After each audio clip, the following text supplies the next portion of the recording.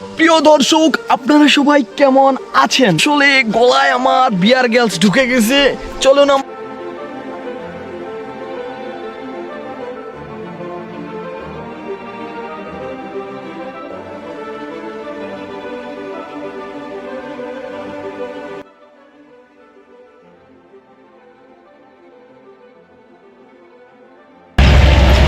কত বড় একটা গাড়ি দিয়ে গেছে, এত মানুষ।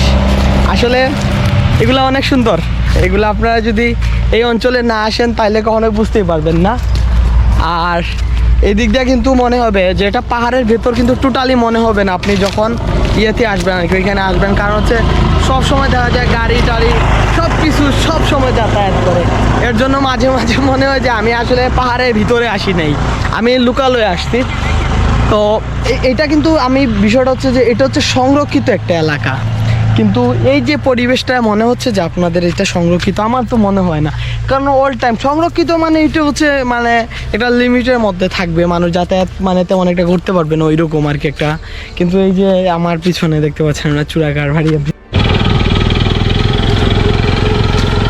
দেখুন এই যে ইয়ে দিয়ে রাখছে আর কি, যে এই দিক দিয়ে মাটি টাটি ধসলাম তো না, এই যে ধসে যাইতো না আর কি এই দিক দিয়ে দেখুন একদম। আর এই রাস্তাটা কিন্তু খুবই বিপজ্জনক, ইটসলিংয়ের রাস্তা যদিও। দেখুন আসলে কত সুন্দর, তাই না?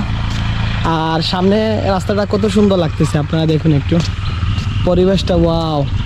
আর এখানে লেখা, আমি আপনাদের যেটা বলতে চাচ্ছিলাম আর কি, সামনেই কিন্তু আপনারা দেখতে পারবেন যে হারারগড় রিজার্ভ ফরেস্ট। এই যে এখানে লেখা দেখেন হারারগঞ্জ রিজার্ভ ফরেস্ট লেখা।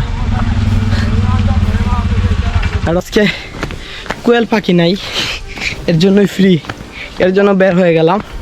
সো আমি আজকে আসছি কুলাউড়া রেঞ্জের অন্তর্ভুক্ত হারারগড় রিজার্ভের মধ্যে এই মুহূর্তে আছি। সো আপনারা বুঝবেন কীভাবে আসলেই যে আমি রিজার্ভ ফরেস্টের ওইখানে আছি। এর জন্য অবশ্যই এই যে সাইনবোর্ড লেখা আছে যে হারারগড় সংরক্ষিত বনাঞ্চল শুরু, কুলাউড়া রেঞ্জ, সিলেট বন বিভাগ। সো এটা বন বিভাগের আন্ডারে। আর এখানে কিন্তু টি স্টেটেরও চা বাগান দেখতেছি আর কি। এইটা হচ্ছে আমি এমন একটা জায়গায় আছি, মনে করেন এক পাশ হচ্ছে চা বাগান আর এক পাশ হচ্ছে রিজার্ভ ফরেস্ট, দুটোটা মিলে মনে করেন একটা অসাধারণ।